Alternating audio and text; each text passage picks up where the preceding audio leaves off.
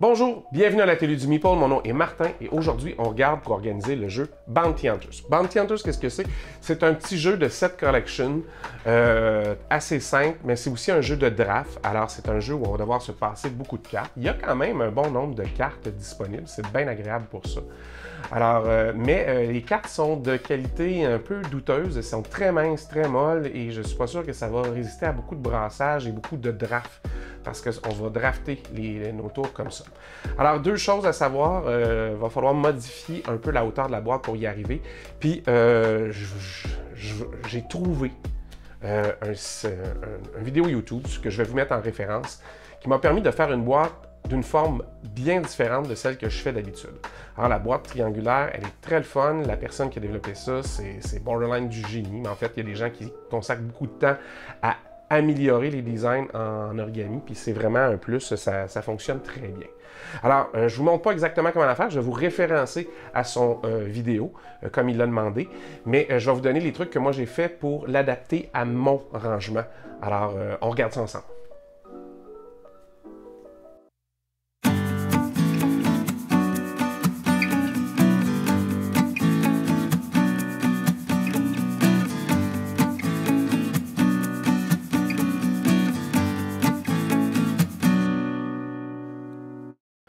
Alors, qu'est-ce qu'il y a dans la boîte Bounty Hunters? Bien, dans la boîte Bounty Hunters, je vous montre une image, vous allez voir, c'est assez simple. Il y a des cartes, il y a un petit pad, puis il y a des petits jetons de rien. Là. Il n'y a pas grand-chose, mais il y a beaucoup de cartes et c'est une boîte qui n'est pas si épaisse que ça.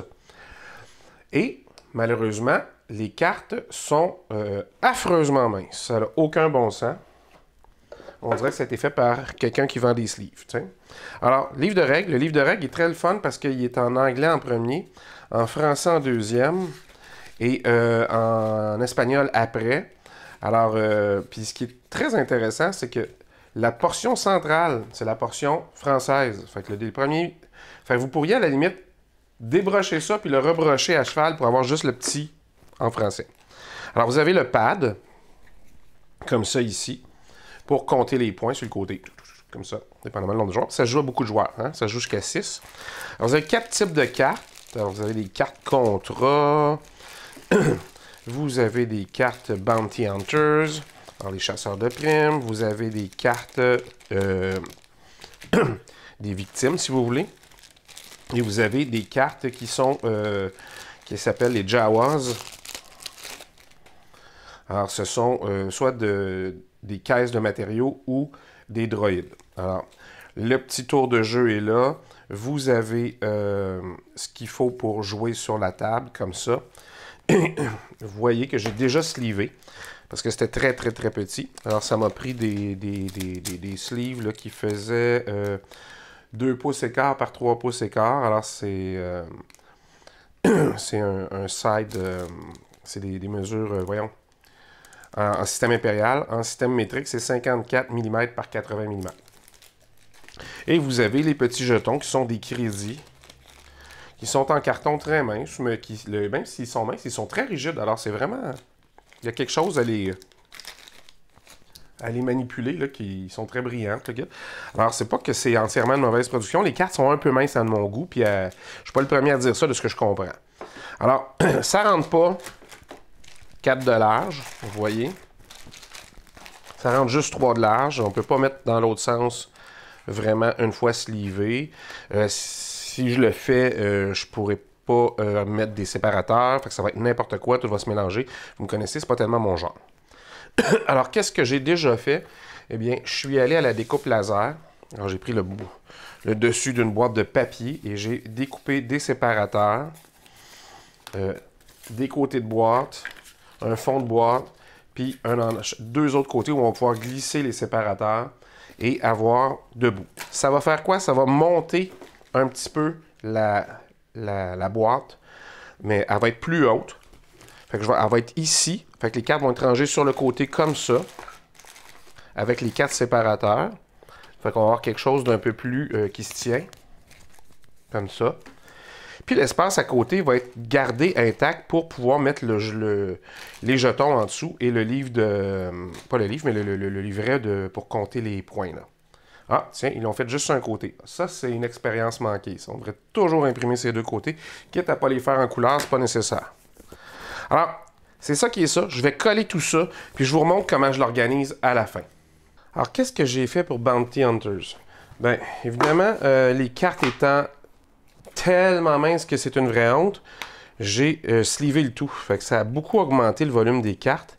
Alors, j'ai carrément... je suis allé sur le site MakerCase. J'ai décidé de faire un rangement pour les cartes, comme je vous ai déjà montré dans d'autres vidéos. Alors, le site MakerCase vous permet de faire des boîtes où vous avez le choix de faire une boîte, de changer les dimensions, qu'elles soient externes ou internes, pour vous adapter. Et là, j'ai dû m'adapter parce qu'il n'y a aucun cas de figure où toutes les cartes rentraient sans changer la hauteur de la boîte. Alors là, la boîte est maintenant plus haute. Je n'ai pas le choix. Et je voulais rentrer le score pad dedans. Et je me disais, ça prendrait une boîte triangulaire pour que le score pad rentre en angle aussi. Parce que sinon, il fait le mettre par-dessus, puis c'est encore plus haut.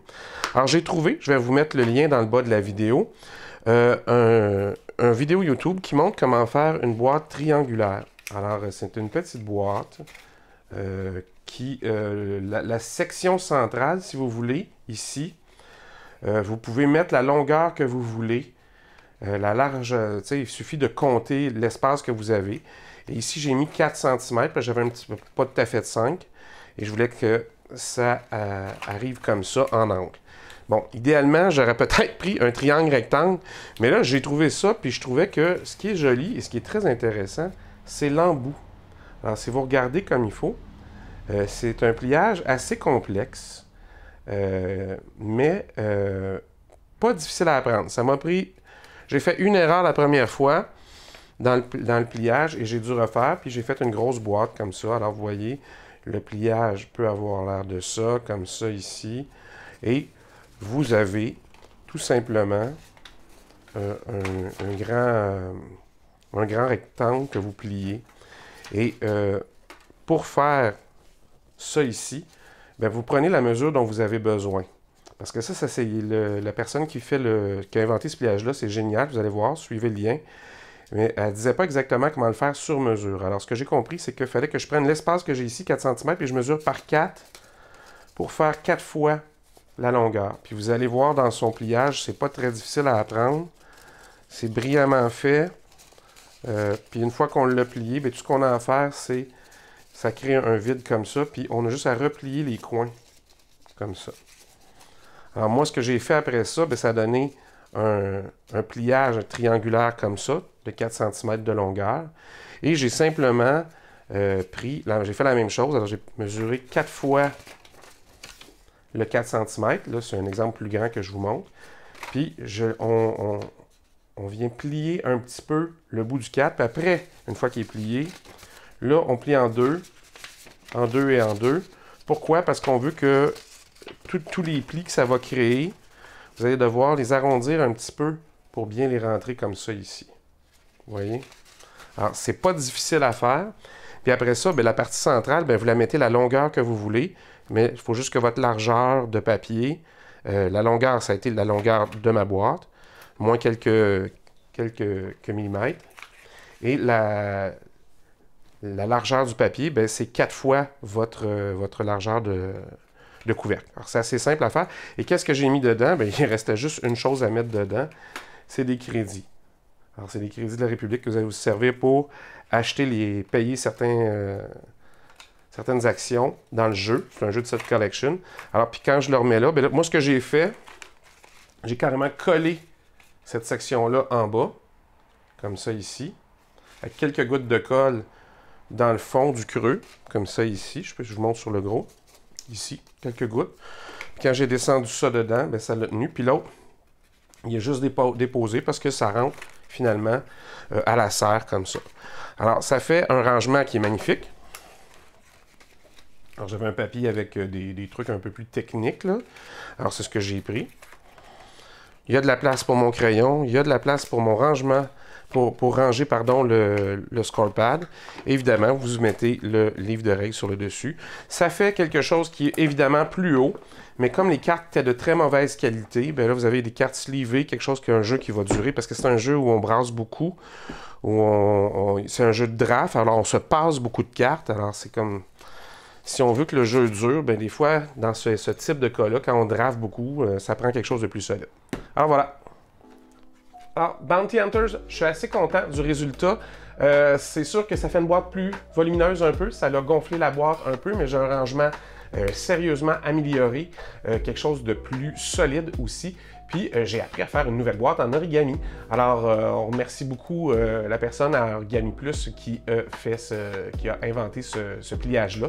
Puis je vous invite beaucoup à aller voir sa chaîne. Il y a énormément de design de toutes sortes en origami. C'est très, très, très intéressant. Moi, celui-là m'a particulièrement été utile dans ce cas-là où je voyais pas comment j'allais mettre une boîte carrée puis que ça range efficacement. Alors, ça a vraiment aidé. Puis j'ai appris à faire un nouveau pliage. C'est toujours le fun.